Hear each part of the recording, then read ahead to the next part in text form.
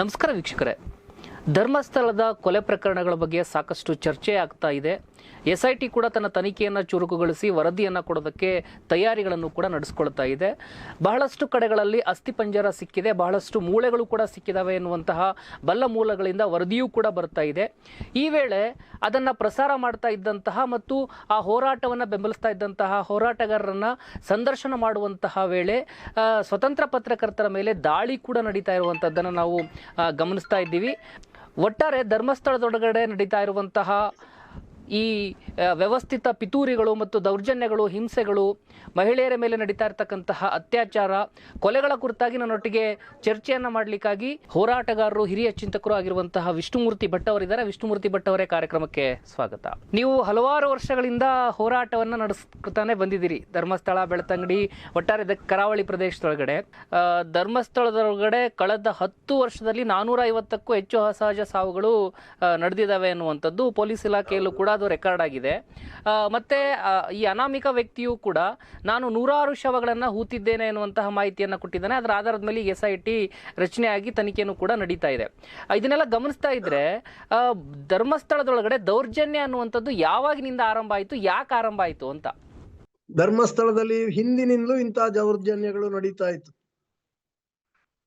ದೌರ್ಜನ್ಯ ಶುರು ಅಂತ ಹೇಳಿದ್ರೆ ಅವರು ಭೂಮಿ ಬೇಕು ಅಂತ ಹೇಳಿದ್ದನ್ನು ಎಬ್ಬಿಸದೇ ಇದ್ರೆ, ಹಿಂದೆ ಕೂಡ ಎಳಚಿತ್ತಾಯರು ನಮ್ಮ ಬೆಳ್ತಂಗಡಿ ತಾಲೂಕು ರೈತ ಸಂಘದ ಕಾರ್ಯದರ್ಶಿ ಆಗಿದ್ರು ನನಗಿಂತ ಮೊದಲು. ನಾನು ಕಾಲೇಜ್ ವಿದ್ಯಾರ್ಥಿ ಆಗಿದ್ದಾಗ್ಲೇ. ಇದು ಸಂವಾರ 67 68ರಲ್ಲಿ ಏನೋ ಅವರ ಅಂಗಡಿಗೆ ಅವರು ರೈತರ ಇವತ್ತು ಬೆಳ್ತಂಗಡಿ ತಾಲೂಕಿನಲ್ಲಿ ರೈತರು ಭೂ ಸುಧಾರಣಾ 57ರಲ್ಲಿ ಬಂದ ಭೂ ಸುಧಾರಣಾ ಕಾಯ್ದೆಯ ಪ್ರಕಾರ ರೈತನ ಹೆಸರಲ್ಲಿ ಪಹಣಿ ಬರೆಯುವಂತ ಕಾರ್ಯಕ್ರಮ ಇತ್ತು. ಯಾವ ರೈತ ಭೂಮಿಯನ್ನು ಗೇಣಿಗೆ ತೆಗೆದುಕೊಂಡು ಕೃಷಿ ಮಾಡ್ತಾನ ಆ ರೈತನ ಹೆಸರಲ್ಲಿ ಪಹಣಿ ಬರೀಬೇಕು, ಸಾಗುವಳಿದಾರ ಅಂತ ಹೇಳಿ ಬರೀಬೇಕು, ಕಾಲಂನಲ್ಲಿ ಸೇರಿಸಬೇಕು ಅನ್ನುವಂತ ತೀರ್ಮಾನ ಆದಾಗ ಅದಕ್ಕೆ ಅರ್ಜಿ ಹಾಕಿದ ಬೆಳ್ತಂಗಡಿ ತಾಲೂಕಿನ ಒಂದು 10-15 ಸಾವಿರ ರೈತರಲ್ಲಿ 51% ಹೆಚ್ಚಿನ ರೈತರ ಹೆಸರಲ್ಲಿ ಪಹಣಿ ಆಗುವುದಕ್ಕೆ ಬರೆದ ಅರ್ಜಿ ಇದ್ರೆ ಅದು ಎಳಚಿತ್ತಾಯರ ಕೈ ಬರಹದಲ್ಲಿದೆ. ಆವಾಗ ಫಾರ್ಮೇಟ್ ಮತ್ತೊಂದು ಇಲ್ಲ. ಆಮೇಲೆ ಫಾರ್ಮ್ ನಂಬರ್ 7 ನಲ್ಲಿ ಭೂ ಸುಧಾರಣಾ ಇದಕ್ಕೆ ಅರ್ಜಿ ಹಾಕಿದ್ರೆ ಆ ಭೂ ಸುಧಾರಣಾ ಅರ್ಜಿ ಹಾಕಿದ ಅರ್ಜಿಗಳು ಕೂಡ ಫಾರ್ಮ್ ನಂಬರ್ 7 ನಲ್ಲಿ ಸಲ್ಲಿಸಿದ ಅರ್ಜಿಗಳು ಕೂಡ 100ಕ್ಕೆ 60ರಷ್ಟು ಕೂಡ ಎಳಚಿತ್ತಾಯರ ಕೈ ಬರಹದಲ್ಲಿದೆ. ಅಷ್ಟರ ಮಟ್ಟಿಗೆ ಬೆಳ್ತಂಗಡಿ ತಾಲೂಕಿನಲ್ಲಿ ಗೇಣಿ ರೈತರು,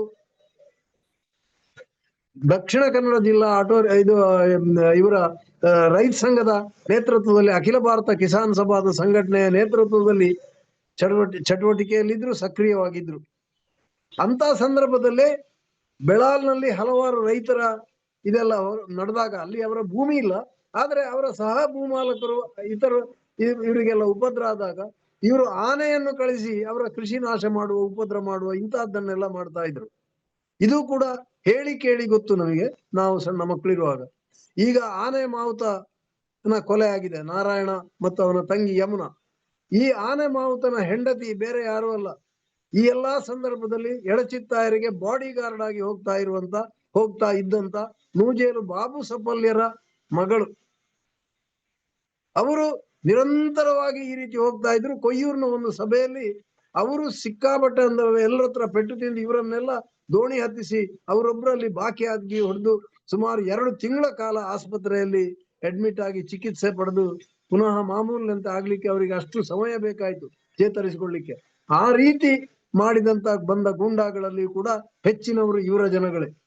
ಇವರ ಸಂಬಂಧಿಕರ ಒಂದು ಭೂಮಿ ಒಕ್ಕಲಿನ ಸಮಸ್ಯೆಗೆ ಸಂಬಂಧಪಟ್ಟು ಕೊಯ್ಯೂರಿನಲ್ಲಿ ನಡೆದಂತಹ ಘಟನೆಯಲ್ಲಿ ಈ ಇದ್ರ 68ರಲ್ಲಿ ಏನೋ ಇದೇ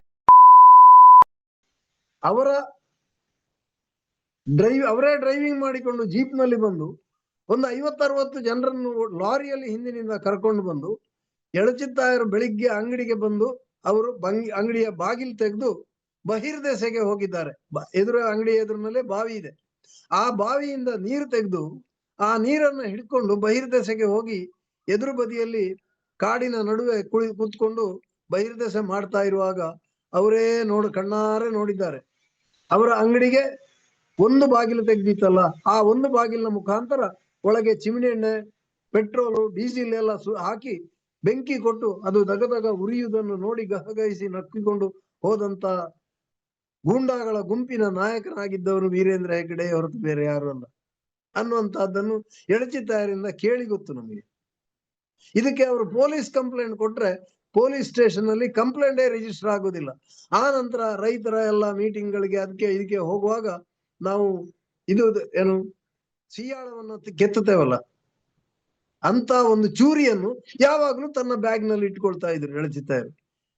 ನಮ್ಮ ಪ್ರೊಟೆಕ್ಷನ್ ನಾವೇ ಮಾಡಿಕೊಳ್ಳೋದು ಉತ್ತಮ ಅನ್ನುವ ರೀತಿಯಲ್ಲಿ, ಆ ರೀತಿಯಲ್ಲಿ ಧೈರ್ಯದಲ್ಲಿ ಇಂಥ ರೀತಿಯ ಜನರ ಮಧ್ಯೆ ರೈತರನ್ನು ಸಂಘಟಿಸ್ಲಿಕ್ಕೆ ಓಡಾಡ್ಬೇಕಾದ್ರೆ ರೈತ ಮುಖಂಡರಿಗೆ ಈ ರೀತಿಯ ಜೀವ ಬೆದರಿಕೆ ಭೂಮಾಲಕರ ಒಂದು ಸಂಘ ಅಂತಲೇ ಮಾಡಿದ್ರು ಅವರು.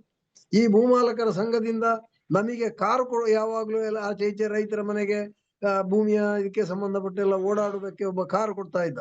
ಆ ಕಾರು ಕೊಡ್ತಾ ಇದ್ದವನ ಕಾರ್ನ ಡ್ರೈವರ್ನ ಮೇಲೆ ಅವರು ಬೆಳ್ತಂಗಡಿಯಲ್ಲಿ ಪೊಲೀಸರ ಮುಖಾಂತರ ಅಟ್ಯಾಕ್ ಮಾಡಿಸಿದ್ರು. ಹೆಸರಿಗೆ ಆಕ್ಷೇಪವಿರುವಂತಹ ವ್ಯಕ್ತಿಯ ವಿರುದ್ಧ ಮತ್ತೆ ಒಟ್ಟಾರೆ ಅಲ್ಲಿರ್ತಕ್ಕಂತಹ ಜನರಿಗೆ ಸೌಲಭ್ಯವನ್ನ ಕೊಡಿಸೋದಕ್ಕೆ, ಭೂಮಿಯನ್ನ ಕೊಡಿಸೋದಕ್ಕೆ ನಡೆದಿರ್ತಕ್ಕಂತಹ ಹೋರಾಟಗಳ ಬಗ್ಗೆ ಒಂದಿಷ್ಟು ವಿವರಣೆಯನ್ನ ನಮ್ಮ ವೀಕ್ಷಕರಿಗೆ ಕೊಡಲಿಕ್ಕೆ ಬಯಸ್ತೀರಾ? ನೋಡಿ, ನಾನು ಧರ್ಮಸ್ಥಳ SDM ಕಾಲೇಜಿನ ಹಳೆ ವಿದ್ಯಾರ್ಥಿ.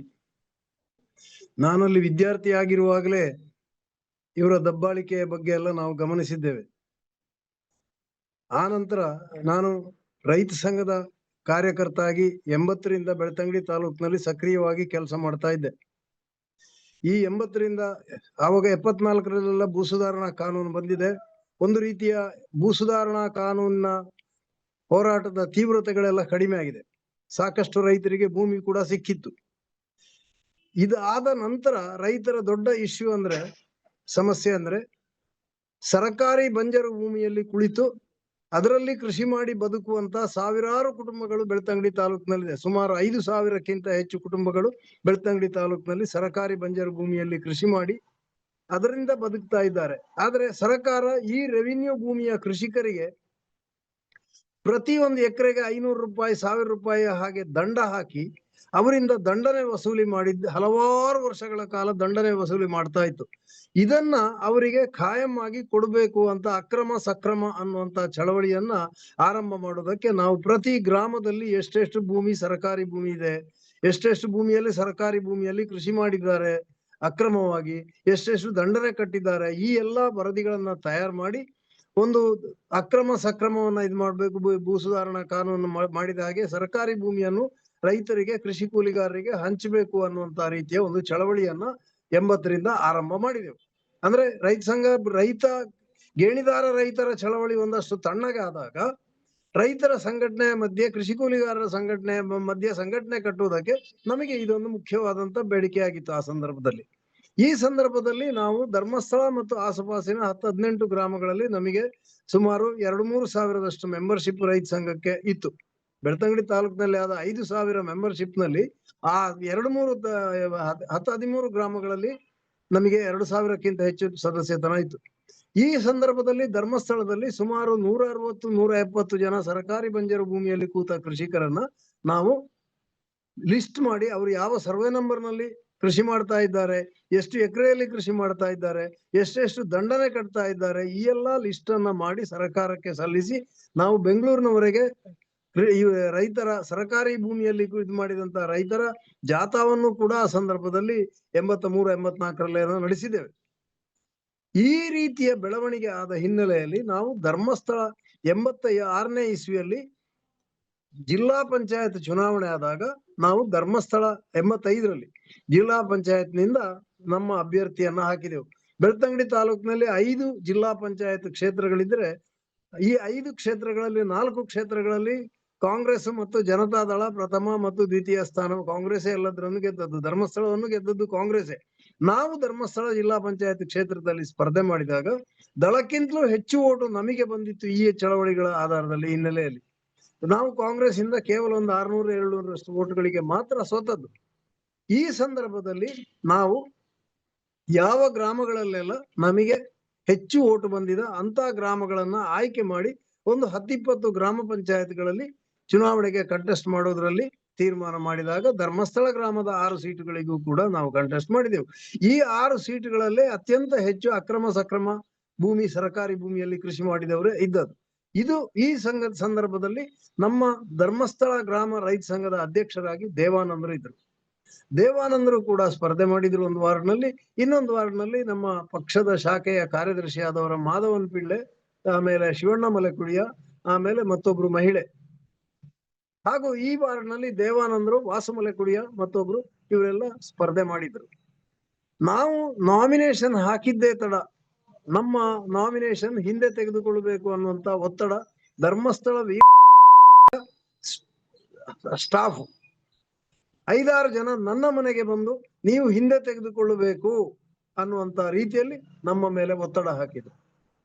ನಾನು ಹೇಳಿದೆ, ಅದು ನಾನೆಲ್ಲ ತೀರ್ಮಾನ ಮಾಡೋದು, ಪಕ್ಷ ತೀರ್ಮಾನ ಮಾಡೋದು, ಸಂಘಟನೆ ತೀರ್ಮಾನ ಮಾಡೋದು. ಆ ಸಾಮೂಹಿಕ ತೀರ್ಮಾನಕ್ಕೆ ವಿರುದ್ಧವಾಗಿ ಯಾರೋ ಒಬ್ಬ ಹೇಳಿದ ಅಂತ ಹೇಳಿ. ಅಷ್ಟಲ್ಲದೆ ಇದು ಧರ್ಮಸ್ಥಳಕ್ಕೂ ಇದಕ್ಕೂ ಯಾವ ಸಂಬಂಧವೂ ಇಲ್ಲ. ಧರ್ಮಸ್ಥಳ ದೇವಸ್ಥಾನ, ಅಲ್ಲಿಯ ಒಂದು ಆಡಳಿತ ಮತ್ತೊಂದು ಇನ್ನೊಂದಕ್ಕೂ ಆಗ್ಲಿ, ಪಂಚಾಯತ್ ಚುನಾವಣೆಗಾಗ್ಲಿ, ಮಂಡಲ ಪಂಚಾಯತ್ ಚುನಾವಣೆಗೆ ಯಾವ ಸಂಬಂಧವೂ ಇಲ್ಲ. ಆದ್ರಿಂದ ನೀವು ಅದಕ್ಕೆ ಹೇಳೋದಕ್ಕೆ ನೀವು ಯಾರು ಅನ್ನುವಂತ ರೀತಿಯಲ್ಲೇ ನಾನು ಅವರನ್ನು ಎಲ್ಲಾ ರೀತಿಯಲ್ಲಿ ಇದು ಮಾಡಿ, ನಿಮಗೂ ಇದಕ್ಕೂ ಯಾವ ಸಂಬಂಧ ಇಲ್ಲ, ಸಂಬಂಧ ಇರೋ ನಿಮ್ಮ ವಿಚಾರದಲ್ಲಿ ನಾವು ಯಾವುದೇ ಇದು ಮಾಡಿಲ್ಲ. ನಿಮ್ಮ ಭೂಮಿಯ, ನಿಮ್ಮ ರೈತರ, ನಿಮ್ಮ ಕೃಷಿಕರ, ನಿಮ್ಮ ಕೆಲಸಗಾರರ ಇದು ಯಾವುದೇ ವಿಚಾರದಲ್ಲಿ ನಮಗೂ ನಿಮಗೂ ಯಾವುದೇ ರೀತಿಯ ಲಿಟಿಗೇಷನ್ ಇಲ್ಲ, ಚರ್ಚೆಗಳಿಲ್ಲ, ಇದಿಲ್ಲ. ಹಾಗಿರುವಾಗ ನೀವು ನಮ್ಮ ಮೇಲೆ ಈ ರೀತಿ ಇದು ಮಾಡುವಂತಹದ್ದು ಸರಿಯಲ್ಲ ಅಂತ ಅವರನ್ನು ಚಂದದಲ್ಲಿ ಮಾತಾಡಿ ಕಳಿಸಿದೆ. ಚುನಾವಣೆಗೆ ನಮ್ಮ ಸ್ಪರ್ಧೆ ಆಯ್ತು. ಸ್ಪರ್ಧೆ ಆದ ಬೆನ್ನಿಗೆ ಇದು ಸೆಪ್ಟೆಂಬರ್, ನವೆಂಬರ್, ಅಕ್ಟೋಬರ್ ನಲ್ಲಿ ಏನೋ ಚುನಾವಣೆ ಆದ್ದು. ಯಾವುದು ಪಂಚಾಯತ್ ಚುನಾವಣೆ ಅಲ್ಲ, ಜಿಲ್ಲಾ ಪಂಚಾಯತ್ ಚುನಾವಣೆ. ಜಿಲ್ಲಾ ಪಂಚಾಯತ್ ಚುನಾವಣೆ ಆದ ನಂತರ ಜನವರಿ ಈ ಸಂದರ್ಭ ನಮಗೆ ಇದು ಚುನಾವಣೆ ಆದ ಸಂದರ್ಭದಲ್ಲಿ ನಾವು ಇಷ್ಟು ಜನರನ್ನೆಲ್ಲ ಚುನಾವಣೆಗೆ ನಿಲ್ಲಿಸಿದಾಗ ಅವರು ನಮ್ಮ ವಿರುದ್ಧ ಎಲ್ಲ ಕಾಂಗ್ರೆಸ್ನಿಂದಲೇ 12 ಅಭ್ಯರ್ಥಿಗಳನ್ನು ಗ್ರಾಮ ಪಂಚಾಯತ್ಗೆ ನಿಲ್ಲಿಸಿ, ಎಲ್ಲವೂ ಧರ್ಮಸ್ಥಳದ ವೀರೇಂದ್ರ ಹೆಗ್ಡೆ ಅವರ ಕೃಪಾ ಆಶೀರ್ವಾದದೊಂದಿಗೆ ಅನ್ನೋ ರೀತಿಯ ನೋಟಿಸ್ ಪ್ರಿಂಟ್ ಮಾಡಿ ಎಲ್ಲ ಗೆದ್ರು. ನಾವು 3 ಸೀಟ್ಗಳಲ್ಲಿ 8, 10 ಸಿಂಗಲ್ ಡಿಜಿಟ್ ನಲ್ಲಿ ಸೋತದ್ದು. 3 ಸೀಟ್ಗಳಲ್ಲಿ 40, 60, 70 ವೋಟ್ ನಲ್ಲಿ ಸೋತದ್ದು. ಈ ರೀತಿ ನಾವು 6 ಸ್ಥಾನಗಳನ್ನು ಸೋತಿದ್ರು ಕೂಡ ಒಳ್ಳೆ ಸ್ಪರ್ಧೆ ಕೊಟ್ಟಿದ್ದೇವೆ. ಯಾಕೆ ನಾವು ಸೋತೆವು ಅಂತ ಕೇಳಿದ್ರೆ, ನಮ್ಮ ವಿರುದ್ಧ ಕಾಂಗ್ರೆಸ್, ಬಿಜೆಪಿ ದಳ ಎಲ್ಲರೂ ಒಟ್ಟಾಗಿ ಕಾಂಗ್ರೆಸ್ನ ಚಿಹ್ನೆಯಲ್ಲಿ ಧರ್ಮಸ್ಥಳ ವೀರೇಂದ್ರ ಹೆಗ್ಡೆಯ ಸ್ಪಾನ್ಸರ್ಶಿಪ್ ನಲ್ಲಿ ಹೆಚ್ಚು ಕಡಿಮೆ 12ರಲ್ಲಿ 6-7 ಜನ ಕೂಡ ಅವರ ಸ್ಟಾಫ್ ಮೆಂಬರ್ಸೇ ಚುನಾವಣೆಗೆ ಸ್ಪರ್ಧಿಸಿ ಅವರು ಗೆದ್ರು. ಸರಿ, ನಾವು ಅದರ ಬಗ್ಗೆ ಏನು ತಕರಾರು ಮಾಡಲಿಲ್ಲ. ಈ ಸಂದರ್ಭದಲ್ಲೇ ನಮ್ಮ ರೈತ ಸಂಘದ ಅಧ್ಯಕ್ಷರಾಗಿದ್ದಂತ ದೇವಾನಂದರು ಅವರ ಮನೆಯ ಪಕ್ಕದಲ್ಲಿದ್ದಂತ ಒಂದು ಅರ್ಧ ಕಿಲೋಮೀಟರ್ನ ಒಳಗಿರುವಂತ ಮುಳಿಕ್ಕಾರು ಅನ್ನೋ ಪ್ರದೇಶದಲ್ಲಿ ಇರುವಂತ 17 ಜನ ಮಲೆಕುಡಿಯರನ್ನು, ಸರಕಾರಿ ಬಂಜರು ಭೂಮಿಯಲ್ಲಿ ಕೃಷಿ ಮಾಡಿದವರನ್ನು ಎಬ್ಬಿಸಿ, ಅವರು ಬಹಳ ಎಬ್ಬಿಸಬೇಕು ಅನ್ನುವಂತ ಒತ್ತಡ ಬಂದಾಗ ನಾವು ಹೇಳುವುದಿಲ್ಲ ಅನ್ನುವಂತ ರೀತಿಯ ಚಳವಳಿ ಆಯ್ತು. ಈ ಸಂದರ್ಭದಲ್ಲಿ ಅವರು ನಾವು ಒಂದಷ್ಟು ಮಾತುಕತೆಯಲ್ಲಾಗಿ ಪರಿಹಾರ ಕೊಡ್ತೇವೆ, ಪರಿಹಾರ ಕೊಡೋದಿದ್ರೆ ನೀವು ಮಾರ್ಕೆಟ್ ರೇಟ್ ನ ಪರಿಹಾರ ಕೊಡ್ತೀರಾ, ಅಥವಾ ನಮಗೆ ಪರಿಹಾರ ಬೇಡ, ನೀವು ಬೇರೆ ಕಡೆಯಲ್ಲಿ ಜಾಗ ಮಾಡಿಕೊಡಿ ನಮಗೆ. ಯಾಕೆಂತ ಹೇಳಿದ್ರೆ ಕೃಷಿಕರು ಇವತ್ತು ತೆಕ್ಕೊಂಡು ನಾಳೆ ಹೋಗುವಾಗ 4 ದಿವಸದಲ್ಲಿ ಆ ದುಡ್ಡು ಖರ್ಚಾಗ್ತದೆ, ಅದೆಲ್ಲ ಆಗುವ ಕೆಲಸ ಅಲ್ಲ, ನೀವು ಬೇರೆ ಕಡೆಯಲ್ಲಿ ಜಾಗ ಮಾಡಿಕೊಡಿ ಅನ್ನುವಂತ ಇದು ಬಂದಾಗ ನಮಗೆ ನೀವು ಯಾರು ನಿರ್ದೇಶನ ಮಾಡೋದಕ್ಕೆ ಅನ್ನುವ ರೀತಿಯ ಅಟಿಟ್ಯೂಡ್ ನಲ್ಲಿ ಅವರು ಮಾತಾಡಿದ ಪರಿಣಾಮವೇ ಈ ಒಂದು ಪದ್ಮಲತಾ ಅವಳನ್ನು ಕಿಡ್ನಾಪ್ ಮಾಡುವುದಕ್ಕೆ ಕಾರಣ ಆದಂತ ಹಿನ್ನೆಲೆ. ಇದು ನೇರವಾಗಿ ಧರ್ಮಸ್ಥಳದ ಸ್ಟಾಫ್, ಅಲ್ಲಿಯ ಮ್ಯಾನೇಜರ್ ಆಗಿದ್ದಂತ ರಾಮಕೃಷ್ಣ ಉಡುಪ, ಆಮೇಲೆ ಇದು ಗುಣಪಾಲ ಆರಿಗ, ಆಮೇಲೆ ಶ್ರೀಧರ ಶೆಟ್ಟಿ, ಇವರೆಲ್ಲ ನೇರವಾಗಿ ಮಾತುಕತೆಗೆ ನನ್ನ ಮನೆಗೆ ಬಂದಿದ್ರು. ನಾನು ಅದನ್ನು ಸಾಧ್ಯವೇ ಇಲ್ಲ ಅಂತ ಹೇಳುವ ರೀತಿಯಲ್ಲಿ ನಿರಾಕರಿಸಿದ್ದ ಕೂಡ. ಆ ಮಾತುಕತೆಯ ಸಂದರ್ಭದಲ್ಲಿ ಏನಿದ್ರು ಇವರು ಹೇಳಿದ್ದಕ್ಕೆ ಒಪ್ಪಬೇಕು ಅಂತ ಹೇಳುವ ರೀತಿಯಲ್ಲಿ ನನ್ನ ಶರ್ಟಿನ ಒಂದು ಗುಬ್ಬಿ ತೆಗೆದು ಅದರೊಳಗೆ ಒಂದಷ್ಟು ನೋಟಿನ ಕಟ್ಟುಗಳನ್ನು ತುರುಕಿದ್ರು. ನಾನು ಹಾಗೆ ಶರ್ಟ್ ಅನ್ನು ಪ್ಯಾಂಟಿನಿಂದ ಮೇಲೆ ಎತ್ತಿ ಅದನ್ನು ಅಲ್ಲೇ ಚೆಲ್ಲಿ, ಈ ರೀತಿ ನಿಮಗೆ ಮಾರಾಟಕ್ಕಿರುವವರು ನಾವಲ್ಲ, ನೀವು ಅಂತ ವಿಚಾರಗಳಿಗೆಲ್ಲ ನಮ್ಮನ್ನು ಕರೆಯುವುದು ಬೇಡ ಅಂತ ಹೇಳಿ ಆ ನಂತರ ಅವರ ಮಾತುಕತೆಗೂ ಹೋಗ್ಲಿಲ್ಲ. ನಾವು ಚಳವಳಿಯಲ್ಲಿ ಸಕ್ರಿಯವಾಗಿ ಭಾಗವಹಿಸಿದೆವು. ಈ ಸಂದರ್ಭದಲ್ಲಿ 26 ಡಿಸೆಂಬರ್ 1986ನೇ ಇಸ್ವಿ ಪದ್ಮಲತಾಳ ಇದಾದ್ದು ಕಿಡ್ನಾಪ್. ಪದ್ಮಲತಾ ಕಾಲೇಜ್ ಡೇ ಇದೆ ಅಂತ ಹೇಳಿ ಕಾಲೇಜಿನ ಡೇ ಸ್ಪರ್ಧೆ ಅದು ಇದರಲ್ಲೆಲ್ಲ ಭಾಗವಹಿಸಿ ಮನೆಗೆ ಬರುವುದಕ್ಕೆ ಅಂತ ಹೇಳಿ ಇವತ್ತು ಮನೆಗೆ ಬರ್ತೇನೆ ಅಂತಲೇ ಹೇಳಿ ಬಂದಿದ್ದಾಳೆ. ಮನೆಗೆ ಬರುವ ದಾರಿಯಲ್ಲಿ ಬಸ್ನಲ್ಲಿ ಅವಳು ಬಂದದ್ದನ್ನು ಅವಳ ಸಹಪಾಠಿಗಳು ನೋಡಿದ್ದಾಳೆ, ಅವಳ ಮಾವ ನೋಡಿದ್ದಾರೆ, ಎಲ್ಲರೂ ನೋಡಿದ್ದಾರೆ. ಧರ್ಮಸ್ಥಳ ಬಸ್ ಸ್ಟ್ಯಾಂಡ್ ನಲ್ಲಿ ಇಳಿದಿದ್ದಾಳೆ. ಧರ್ಮಸ್ಥಳ ಬಸ್ ಸ್ಟ್ಯಾಂಡ್ ನಲ್ಲಿ ಇಳಿದಂತ ಪದ್ಮಲತಾಳನ್ನ ಅಲ್ಲಿ ಪ್ರಿನ್ಸಿಪಾಲ್ ಕರೀತಾರೆ ಅಂತ ಯಾರೋ ಹೇಳಿದ್ರಂತೆ. ಪ್ರಿನ್ಸಿಪಾಲ್ರ ಕಾರು ಪಕ್ಕದಲ್ಲೇ ನಿಂತುಕೊಂಡಿತ್ತು. ಈಕೆ ಹೋದಾಗ ಇವಳನ್ನು ಒಳಗೆ ಕೂರಿಸಿ ಕರ್ಕೊಂಡು ಹೋಗಿ ಆ ನಂತರ ಪದ್ಮಲತಾ ಇಲ್ಲ. ಆ ರೀತಿ ನಾವು ಹುಡುಕಾಡಿ ವೀರೇಂದ್ರ ಹೆಗ್ಡೆ ಅವರ ಮನೆಗೂ ಹೋಗಿ ವಿಚಾರವನ್ನು ಕೇಳಿ, ದೇವಾನಂದರು ಬಾಕಿಯವರೆಲ್ಲ ಹೋಗಿ ಕೇಳಿದ್ರು ಕೂಡ ಅದಕ್ಕೆ ಏನು ರೆಸ್ಪಾನ್ಸ್ ಇಲ್ಲ. ಯಾರೊಟ್ಟಿಗಾದ್ರೂ ಹೋಗಿರ್ಬೋದು, ನಮಗೆಲ್ಲ ಗೊತ್ತಿಲ್ಲ ಹಾಗೆ ಹೀಗೆ ಅನ್ನುವಂತ ಉತ್ತರ ಕೊಟ್ಟಾಗ ನಮಗೆ ಪ್ರತ್ಯಕ್ಷವಾಗಿ ಉತ್ತರ ಕಣ್ಣಾರೆ ಕಂಡವರು ಹೇಳಿದ್ದಾರೆ. ವೀರೇಂದ್ರ ಹೆಗ್ಡೆಯ ಸೋದರ ಮಾವ ಆಗಿದ್ದಂತ SDM ಕಾಲೇಜಿನ ಪ್ರಿನ್ಸಿಪಾಲ್ ಆಗಿದ್ದಂತ S ಪ್ರಭಾಕರ್ ಅವರ ಕಾರ್ನಲ್ಲೇ ಹೋದದ್ದು, ಹರ್ಷೇಂದ್ರ ಕುಮಾರ್ನೂ ಆ ಕಾರ್ನಲ್ಲಿ ಇದ್ದ ಅನ್ನುವಂತ ವಿಚಾರ ಗೊತ್ತಾದ್ರಿಂದ ನಾವು ಪೊಲೀಸ್ ಸ್ಟೇಷನ್ ಅಲ್ಲಿ ಹೋಗಿ ಇವ್ರ ಹತ್ರ ಮಾತಾಡಿ ಆಗುವಂತ ಕ್ರಮ ಸರಿಯಲ್ಲ ಅಂತ ಹೇಳಿ ಪೊಲೀಸ್ ಸ್ಟೇಷನ್ ಅಲ್ಲಿ ಕಂಪ್ಲೇಂಟ್ ಕೊಟ್ಟೆವು. ಪೊಲೀಸ್ ಸ್ಟೇಷನ್ ನಲ್ಲಿ ಕಂಪ್ಲೇಂಟ್ ಕೊಟ್ಟಾಗ ಪೊಲೀಸರು ಕಂಪ್ಲೇಂಟ್ ತಗೊಳ್ಳಿಕ್ಕೆ ತಯಾರಿಲ್ಲ. ಕೊನೆಗೆ ನಾವು ಪೊಲೀಸ್ ಸ್ಟೇಷನ್ ನಲ್ಲಿ ಸಬ್ ಇನ್ಸ್ಪೆಕ್ಟರ್ ಚೇಂಬರ್ನೊಳಗೆ ಘೋಷಣೆ ಆಗುವುದಕ್ಕೆ ಆದಾಗ ಅವರು ಕೊನೆಗೆ ಕಂಪ್ಲೇಂಟ್ ರಿಜಿಸ್ಟರ್ ಮಾಡಿದ್ರು. ಈ ರೀತಿಯಾದಂತ ಕಂಪ್ಲೇಂಟ್ ಅನ್ನು ರಿಜಿಸ್ಟರ್ ಮಾಡಿ ಆಗಿ 56 ದಿನಗಳ ನಂತರ ಪದ್ಮಲತಾ ಅವಳ ಮೃತದೇಹ ದೇವಾನಂದ ಅವರ ಮನೆಯ ಪಕ್ಕದಲ್ಲಿರುವಂತ ನೆರಿಯ ಹೊಳೆಯ ಮಧ್ಯೆ ಇರುವಂತ ಒಂದು ಕಲ್ಲಿನ ಮೇಲೆ ಬಿದ್ದು ಇರುವಂತ ರೀತಿ ಯಾರೋ ನೋಡಿದ್ರು ಅಂತ ಹೇಳುವಂತ ಸುದ್ದಿ ಸಿಕ್ಕಿ ನಮಗೆ ಗೊತ್ತಾಯ್ತು. ಅದು ಪದ್ಮಲತಾಳ ಡ್ರೆಸ್ ಇದ್ದದ್ರಿಂದ ಅವಳದ್ದೇ ಮೃತದೇಹ ಅಂತ ಹೇಳಿ ಗುರುತಿಸುವಷ್ಟು ತಲೆ ಕೂದಲು ಇರ್ಲಿಲ್ಲ, ಮೈ ಮೇಲೆ ರಕ್ತ ಮಾಂಸ ಏನಿಲ್ಲ, ಬರೇ ಮೂಳೆಗಳ ಒಂದು ಹಂದರ ಆ ಡ್ರೆಸ್ ಹಾಕಿದ್ದಂತ ರೀತಿಯ ಇದರಲ್ಲಿ ಆ ಮೃತದೇಹ ಸಿಕ್ಕಿತು. ಈ ರೀತಿ 56 ದಿನಗಳ ಕಾಲ ನಾವು ಕೊಟ್ಟಂತ ದೂರನ್ನು ಆಮೇಲೆ ಪೊಲೀಸರು ತನಿಖೆ ಮಾಡಿ ಅದು ರೇಪ್ ಅಂಡ್ ಮರ್ಡರ್ ಅನ್ನೋ ರೀತಿಯಲ್ಲಿ ರಾಚಯ್ಯ ಬಂದಿದ್ರು ಆ ಸಂದರ್ಭದಲ್ಲಿ ಸೌಜನ್ಯ ಪದ್ಮಲತಾಳ ಮನೆಗೆ, ಹಾಗೂ ಬೇರೆ ಬೇರೆ ಇವರೆಲ್ಲ ಬಂದಿದ್ದಾರೆ. ಇದರ ಬಗ್ಗೆ ಬಹಳ ದೊಡ್ಡ ಚಳವಳಿ ಆಗಿದೆ. ನಾವು ಮಂಗಳೂರಿನಲ್ಲಿ ಸಾರಾ ಅಬೂಬಕರ್, ನರೇಂದ್ರ ನಾಯ್ಕ್, DYFI ಆಗಿನ ಕಾರ್ಯದರ್ಶಿ ಆಗಿದ್ದಂತ ಸುನೀಲ್ ನಟೇಕರ್ ಮತ್ತಿತರರೆಲ್ಲ, ನಾನು ಕೂಡ ಒಬ್ಬ ಸಂಚಾಲಕ ಆಗಿದ್ದು 6 ಜನ ಸಂಚಾಲಕರಾಗಿರುವಂತಹ ಒಂದು ಹೋರಾಟ ಸಮಿತಿಯ ಮುಖಾಂತರ ದೊಡ್ಡ ರೀತಿಯ ಹೋರಾಟ ಮಾಡಿದ್ದೇವೆ. 25-30 ಸಾವಿರದಷ್ಟು ಸಾರ್ವಜನಿಕರು ಸೇರಿ ಈ ಖಂಡನಾ ಸಭೆಯಲ್ಲಿ ಭಾಗವಹಿಸಿದ್ರು ಕೂಡ. ನಾವು ಜಿಲ್ಲಾಧಿಕಾರಿಗೆ ಮನವಿ ಕೊಡ್ಲಿಕ್ಕೆ ಹೋದ್ರೆ, ಪೊಲೀಸರಲ್ಲಿ ಮಾತಾಡ್ಲಿಕ್ಕೆ ಹೋದ್ರೆ ನಮ್ಮನ್ನು ಗಂಟೆಗಟ್ಟಲೆ ಕೂತ್ಕೊಳಿಸ್ತಾ ಇದ್ರು. ಆ ಸಂದರ್ಭದಲ್ಲಿ ಈಗಲೂ ವಿರುದ್ಧ ದೊಡ್ಡ ರೀತಿಯ ಭೂ ಹಗರಣ, ಆಮೇಲೆ ದಲಿತರ ಮೇಲಿನ ದೌರ್ಜನ್ಯ, ಮತ್ತೊಂದು ಇನ್ನೊಂದು ಹಲವಾರು ವಿಚಾರಗಳ ಬಗ್ಗೆ ಹೋರಾಟ ಮಾಡುತ್ತಾ ಇರುವಂತ ಬೆಳ್ತಂಗಡಿ ತಾಲೂಕಿನಲ್ಲಿ ನಾಗರಿಕ ಸೇವಾ ಟ್ರಸ್ಟ್ ಅನ್ನುವಂತ ಒಂದು ಸಂಘಟನೆ ಇದೆ. ಅದರ ಮುಖ್ಯಸ್ಥರಾಗಿರುವಂತ ಇವರು ಸೋಮನಾಥ್ ನಾಯ್ಕರು, ರಂಜನ್ ರಾವ್ ಎರಡೂರು, ಇವರೆಲ್ಲ ಆ ಸಂದರ್ಭದಲ್ಲಿ